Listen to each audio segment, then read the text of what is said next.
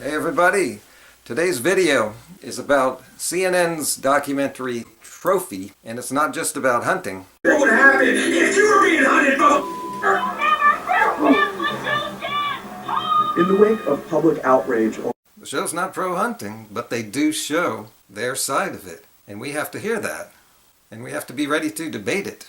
This is about as vegan as I've ever seen CNN get.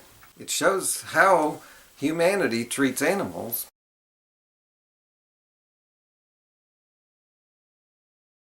You're going to want to see these clips coming up. You're going to want to share it out to the world. And we got a whole fresh new day to do that. I want you to align with that type of thinking. A fresh life. And on that note, a 10-second room tour. I got my first breakfast right here. Juicing my second breakfast. Mangoes, very ripe. Got a plantain. Pomegranate. There's some oats down there. Over here we got dates.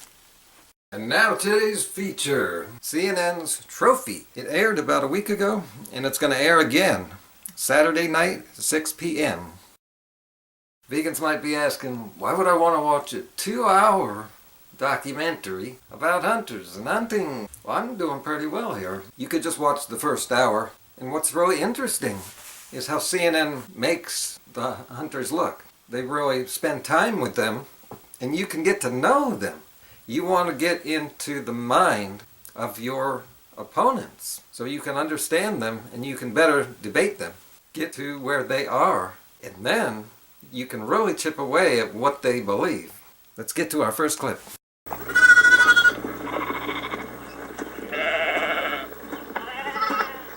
We raise babies.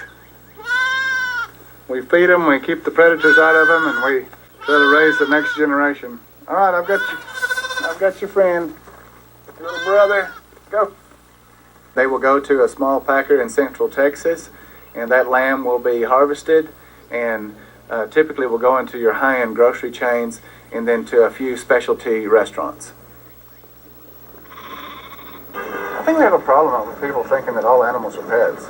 I don't think you can explain that to people. If they don't understand that you raise a chicken to kill a chicken to eat a chicken, if they can't understand that, they're actually an infantile frame of mind that I don't know how to get in their mind. All I can tell them is, I love raising these animals. I love those lambs. Even the ones that are going to be somebody's lamb chops this summer for July 4th. But that's what they're for. They're not for anything else. Yeah, vegans, that's irritating. But you got to get into his mindset.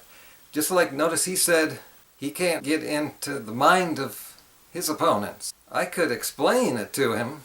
Apparently, he hasn't listened to a vegan or animal rights activist who was able to explain what's wrong with what he just said, which is pretty sad.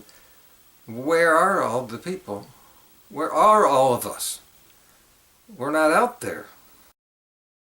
Well, he's heard from some, but they didn't do a good job of explaining or knowing how to reach people with his mindset. So we need to understand their mindset. That's why this documentary is so helpful to vegans. I would love to have a giraffe. I probably would shoot it myself too. He says it's too expensive and we don't have room for it in our house. I will find room for it in our house. Now listen to this guy. Is endangered. So effectively line hunting is over. You know, when this all goes into effect, I don't know. Maybe we have to go to a different country, maybe the whole trip's ruined, I don't know. So I think the thing that makes me the maddest is this service director, Dan Ash, says that, and I quote, that it's a privilege, not a right, for us to bring back these trophies from other countries. You know, I don't think he was elected by anybody. I think he's an appointed bureaucrat, and he has no right to tell me what my rights are. I'm going to be the first hunter in there for the hunting season, and we planned it that way. So I'm going as early as I can in this coming year. That might not be early enough. Wow! Did you catch that? That could open up a lot of debates. Do you feel a comment coming on? I'd like to hear what you think before you hear what I think. So pause the video, leave a comment, and come back.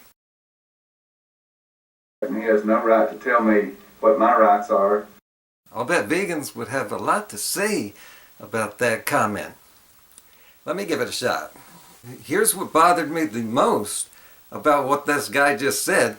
I like to bring up people's gross hypocrisy like this. It's one of my specialties. He said he doesn't think that whoever is now deciding who has the right to hunt certain animals, that he shouldn't have that right to control his rights. Woo! Do you know what I'm getting at here? He's talking about rights.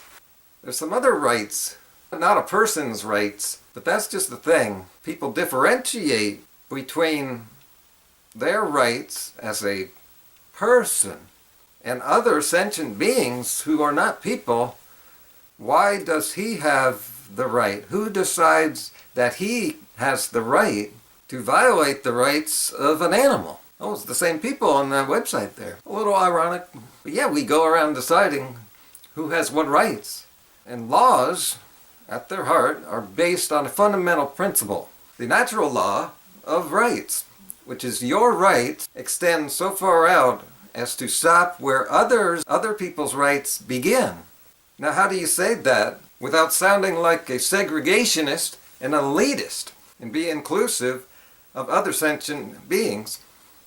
This is probably the similar mentality as the one that slave owners used when they went to Africa and they decided that the African humans were not humans.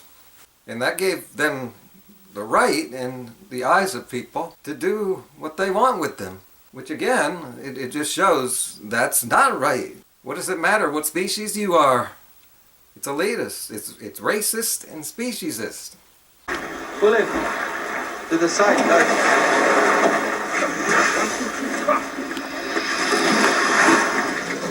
Scott, tiga tu. Saya makan berkeras. Saya meni dapat mana? Jero. Ada.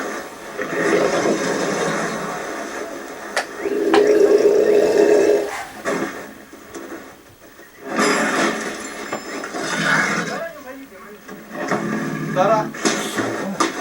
Sarang misal atau berkeras like keep it up.